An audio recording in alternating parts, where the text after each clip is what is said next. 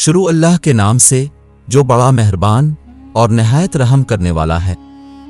سید ابو العلا مودودی مشہور عالم دین اور مفسر قرآن اور جماعت اسلامی کے بانی تھے۔ 20ویں صدی کے مؤثر ترین اسلامی مفکرین میں سے ایک تھے۔ ان کی فکر، سوچ اور ان کی تصانیف نے پوری دنیا کی اسلامی تحریکات کے ارتقاء میں گہرا اثر ڈالا اور 20ویں صدی کے مجدد اسلام ثابت ہوئے۔ سید مودودی وہ دوسرے شخص تھے جن کی غائبانہ نماز جنازہ کعبہ میں ادا کی گئی، پہلے نجاشی تھے۔ اسلام کی دنیا بھر میں موجودہ پذیرائی سید ابو العلا مودودی اور شیخ حسن البنا اخوان المسلمون کے بانی کی فکر کا ہی نتیجہ ہے، جنہوں نے عثمانی خلافت کے اختتام کے بعد نہ صرف اسے زندہ رکھا بلکہ اسے خانقاہوں سے نکال کر عوامی پذیرائی بخشی۔ سید ابو العلا مودودی کا پاکستانی سیاست میں بھی بڑا کردار تھا۔ پاکستانی حکومت نے انہیں قادیانی گروہ کو غیر مسلم قرار دینے پر پھانسی کی سزا بھی سنائی، جس پر عالمی دباؤ کے باعث عمل درآمد نہ ہو سکا۔ سید ابو العلا مودودی کو ان کی دینی خدمات کی پیش نظر پہلے شاہ فیصل ایوارڈ سے نوازا گیا۔ آپ کی لکھی ہوئی قرآن مجید کی تفسیر تفہیم القرآن کے نام سے مشہور ہے اور جدید دور کی نمائندگی کرنے والی اس دور کی بہترین تفسیروں میں شمار ہوتی ہے۔ سید ابو العلا مودودی 1903 عیسوی بمطابق 1321 ہجری میں اورنگ آباد دکن میں پیدا ہوئے۔ آپ کے آبا و اجداد میں ایک مشہور بزرگ خواجہ قطب الدین مودود چشتی گزرے تھے، جو خواجہ معین الدین چشتی اجمیری کے شیخ الشیوخ تھے۔ سید مودودی کا خاندان انہی خواجہ مودود چشتی کے نام سے منسوب ہو کر ہی مودودی کہلاتا ہے۔ آپ کا گھرانہ ایک مکمل مذہبی گھرانہ تھا۔ سید مودودی ابتدائی دور کے پورے 11 برس اپنے والد کی نگرانی میں رہے اور گھر پر تعلیم حاصل کی۔ بعد ازاں انہیں مدرسہ فرقانیہ اورنگ آباد کی 8ویں جماعت میں براہ راست داخل کیا گیا۔ 1914 میں انہوں نے مولوی کا امتحان دیا اور کامیاب ہوئے۔ اس وقت ان کے والدین اورنگ آباد سے حیدرآباد منتقل ہو گئے، جہاں سید مودودی کو مولوی عالم کی جماعت میں داخل کرایا گیا۔ اس زمانے میں دارالعلوم کے صدر مولانا حمید الدین فراہی تھے، جو مولانا امین احسن اصلاحی کے بھی استاد تھے۔ تاہم والد کے انتقال کے باعث وہ دارالعلوم میں صرف 6 ماہی تعلیم حاصل کر سکے۔ کیونکہ سید مودودی لکھنے کی خودداد قابلیت کے حامل تھے، اس لیے انہوں نے قلم کے ذریعے اپنے خیالات کو لوگوں تک پہنچانے اور اسی کو ذریعہ معاش بنانے کا ارادہ کر لیا۔ چنانچہ ایک صحافی کی حیثیت سے انہوں نے اپنی عملی زندگی کا آغاز کیا اور متعدد اخبارات میں مدیر کی حیثیت سے کام کیا، جن میں اخبار مدینہ بجنور اتر پردیش، تاج جبل پور اور جمعیت علماء ہند کا روزنامہ الجمعیت دہلی خصوصی طور پر شامل ہے۔ 1925 عیسوی میں جب جمعیت علماء ہند نے کانگریس کے ساتھ اشتراک کا فیصلہ کیا تو سید مودودی نے بطور احتجاج اخبار الجمعیت کی ادارت چھوڑ دی۔ جس زمانے میں سید مودودی الجمعیت کے مدیر تھے، ایک شخص سوامی شردھانند نے شدھی کی تحریک شروع کی، جس کا مقصد یہ تھا کہ مسلمانوں کو ہندو بنا لیا جائے۔ چونکہ اس تحریک کی بنیاد نفرت، دشمنی اور تعصب پر تھی، اور اس نے اپنی کتاب میں سرور کائنات نبی علیہ السلام کی توہین کی، جس پر مسلمان نوجوان علمی دین نے غیرت ایمانی میں آ کر سوامی شردھانند کو قتل کر دیا۔ اس پر پورے ہندوستان میں ایک شور برپا ہو گیا۔ ہندو دین اسلام پر حملے کرنے لگے اور علانیہ یہ کہا جانے لگا کہ اسلام تلوار اور تشدد کا مذہب ہے۔ انہی دنوں مولانا محمد علی جوہر نے جامع مسجد دہلی میں تقریر کی، جس میں بڑی دردمندی کے ساتھ انہوں نے اس ضرورت کا اظہار کیا کہ کاش کوئی شخص اسلام کے مسئلہ جہاد کی پوری وضاحت کرے، تاکہ اسلام کے خلاف جو غلط فہمیاں آج پھیلائی جا رہی ہیں وہ ختم ہو جائیں۔ اس پر سید مودودی نے الجہاد فی الاسلام کے نام سے ایک کتاب لکھی۔ اس وقت سید مودودی کی عمر صرف 24 برس تھی۔ اس کتاب کے بارے میں علامہ اقبال نے فرمایا تھا، اسلام کے نظریہ جہاد اور اس کے قانونی صلح و جنگ پر یہ ایک بہترین تصنیف ہے، اور میں ہر ذی علم آدمی کو مشورہ دیتا ہوں کہ وہ اس کا مطالعہ کرے۔ الجمعیت کی ادارت اور اخبار نویسی چھوڑ کر سید مودودی حیدرآباد دکن چلے گئے، جہاں اپنے قیام کے زمانے میں انہوں نے مختلف کتابیں لکھیں اور 1932 میں حیدرآباد سے رسالہ ترجمان القرآن جاری کیا۔ 1935 میں آپ نے پردہ کے نام سے اسلامی پردے کی حمایت میں ایک کتاب تحریر کی، جس کا مقصد یورپ سے مروب ہو کر اسلامی پردے پر کیے جانے والے اعتراضات کا جواب دینا تھا۔ اس کے علاوہ تنقیحات اور تفہیمات کے مضامین لکھے، جن کے ذریعے انہوں نے تعلیم یافتہ مسلمانوں میں سے فرنگی تہذیب کی مروبیت ختم کر دی۔ مولانا مودودی کے بارے میں کہا جاتا ہے کہ انہوں نے نہ صرف یہ کہ مطالبہ پاکستان کی مخالفت کی، بلکہ پاکستان بننے کے بعد بھی جماعت اور مولانا مودودی قائد اعظم کی مخالفت کرتے رہے، اور مولانا مودودی پاکستان بننے کے بعد بھی اس موقف پر قائم رہے کہ قائد اعظم ایک قومیتی ریاست قائم کرنے کے لیے پاکستان بنانا چاہتے تھے، اور پاکستان میں شریعت کا نفاذ ان کا مقصد نہیں تھا۔ اس حوالے سے بطور دلیل درج ذیل اقتباسات پیش کیے جاتے ہیں۔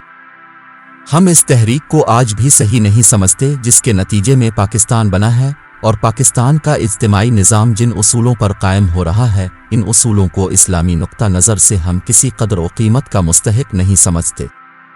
ہماری قوم نے اپنے لیڈروں کے انتخاب میں غلطی کی تھی، اور اب یہ غلطی نمایاں ہو کر سامنے آ گئی ہے۔ ہم 6 سال سے چیخ رہے تھے کہ محض نعروں کو نہ دیکھو، بلکہ سیرت اور اخلاق کو بھی دیکھو۔ اس وقت لوگوں نے پرواہ نہ کی، لیکن اب زمام کار ان لیڈروں کو سونپنے کے بعد ہر شخص پچھتا رہا ہے کہ واہگہ سے دہلی تک کا علاقہ اسلام کے نام سے خالی ہو چکا ہے۔ 1938 میں کانگریس کی سیاسی تحریک اس قدر زور پکڑ گئی کہ بہت سے مسلمان اور خود علماء کرام کی ایک بہت بڑی تعداد بھی ان کے ساتھ مل گئی۔ کانگریس کے اس نظریہ کو متحدہ قومیت یا ایک قومی نظریہ کا نام دیا جاتا تھا۔ سید مودودی نے اس نظریے کے خلاف بہت سے مضامین لکھے، جو کتابوں کی صورت میں مسئلہ قومیت اور مسلمان اور موجودہ سیاسی کشمکش حصہ اول اور دوم کے ناموں سے شائع ہوئی۔ مولانا مودودی صاحب پر یہ بھی الزام ہے کہ وہ قیام پاکستان کے خلاف تھے۔ اپنے ایک کتابچے میں لکھتے ہیں کہ پس جو لوگ یہ گمان کرتے ہیں کہ مسلم اکثریت کے علاقے ہندو اکثریت کے تسلط سے آزاد ہو جائیں، اس کے نتیجہ میں جو کچھ حاصل ہوگا وہ صرف مسلمانوں کی کافرانہ حکومت ہوگی۔ حالانکہ ان کی تحریروں کو اگر کاٹ چھانٹ کر پیش کرنے کی بجائے مکمل سیاق و سباق کے ساتھ اور پورے جملے کو پڑھا جائے تو اصل صورت حال واضح ہو کر سامنے آ جاتی ہے۔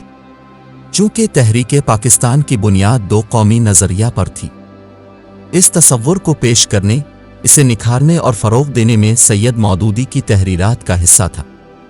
اسے اس شخص کی زبان سے سنیے جو محمد علی جناح اور خان لیاقت علی خان کا دستے راست تھا، یعنی آل انڈیا مسلم لیگ کے جوائنٹ سیکریٹری، اس کی مجلس عمل کمیٹی آف ایکشن اور مرکزی پارلیمانی بورڈ کے سیکریٹری ظفر احمد انصاری لکھتے ہیں۔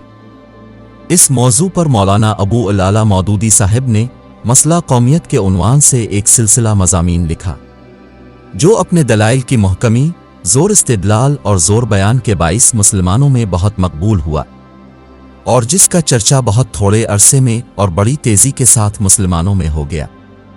اس اہم بحث کی ضرب متحدہ قومیت کے نظریہ پر پڑی اور مسلمانوں کی جداگانہ قومیت کا احساس بڑی تیزی کے ساتھ پھیلنے لگا۔ قومیت کے مسئلہ پر یہ بحث محض ایک نظری بحث نہ تھی، بلکہ اس کی ضرب کانگریس اور جمعیت علماء ہند کے پورے موقف پر پڑتی تھی۔ ہندوؤں کی سب سے خطرناک چال یہی تھی کہ مسلمانوں کے دلوں سے ان کی جداگانہ قومیت کا احساس کسی طرح ختم کر کے ان کے ملی وجود کی جڑیں کھوکھلی کر دی جائیں۔ خود مسلم لیگ نے اس بات کی کوشش کی کہ اس بحث کا مذہبی پہلو زیادہ سے زیادہ نمایاں کیا جائے تاکہ عوام کانگریس کی کھیل کو سمجھ سکے اور اپنے دین و ایمان کے تقاضوں کو پورا کرنے کی طرف متوجہ ہوں۔ سر ڈاکٹر علامہ محمد اقبال سید مودودی کی تحریرات سے بے حد متاثر تھے۔ بقول میاں محمد شفیع، علامہ موصوف ترجمان القرآن کے، ان مضامین کو پڑھوا کر سنتے تھے۔ ان مضامین ہی سے متاثر ہو کر علامہ اقبال نے مولانا مودودی کو حیدرآباد دکن چھوڑ کر پنجاب آنے کی دعوت دی، اور اسی دعوت پر مولانا 1938 میں پنجاب آئے۔ میاں محمد شفیع صاحب اپنے 7 روزہ اقدام میں لکھتے ہیں کہ مولانا سید ابو العلا مودودی تو در حقیقت نیشنلسٹ مسلمانوں کی ضد تھے، اور میں یہاں پوری ذمہ داری کے ساتھ عرض کرتا ہوں کہ میں نے حضرت علامہ اقبال رحمۃ اللہ علیہ کی زبان سے کم و بیش اس قسم کے الفاظ سنے تھے کہ مودودی ان کانگریسی مسلمانوں کی خبر لیں گے جہاں علامہ اقبال بالکل واضح طور سے آزاد مولانا آزاد اور مدنی مولانا حسین احمد مدنی کے نقاد تھے، وہاں وہ مولانا کا ترجمان القرآن جستہ جستہ مقامات سے پڑھوا کر سننے کے عادی تھے، اور اس امر کے متعلق تو میں 100% ذمہ داری سے بات کہہ سکتا ہوں۔ علامہ نے مولانا مودودی کو ایک خط کے ذریعے حیدرآباد دکن کے بجائے پنجاب کو اپنی سرگرمیوں کا مرکز بنانے کی دعوت دی تھی، بلکہ وہ خط انہوں نے مجھ سے ہی لکھوایا تھا۔ سید مودودی نے ترجمان القرآن کے ذریعے ایک پابند اسلام جماعت کے قیام کی تجویز پیش کی اور اس سلسلے میں ترجمان القرآن میں مضامین بھی شائع کیے۔ جو لوگ اس تجویز سے اتفاق رکھتے تھے وہ 26 اگست 1941 کو لاہور میں جمع ہوئے اور جماعت اسلامی قائم کی گئی۔ جس وقت جماعت اسلامی قائم ہوئی تو اس میں پورے ہندوستان میں سے صرف 75 آدمی شامل ہوئے تھے۔ اس اجتماع میں سید مودودی کو جماعت کا سربراہ منتخب کیا گیا۔ تقسیم ہند کے بعد سید مودودی پاکستان آ گئے۔ پاکستان میں قائد اعظم کے انتقال کے اگلے ہی ماہ یعنی اکتوبر 1948 میں اسلامی نظام کے نفاذ کے مطالبے پر اب گرفتار ہو گئے۔ گرفتاری سے قبل جماعت کے اخبارات کوثر، جہاں 9 اور روزنامہ تسنیم بھی بند کر دیے گئے۔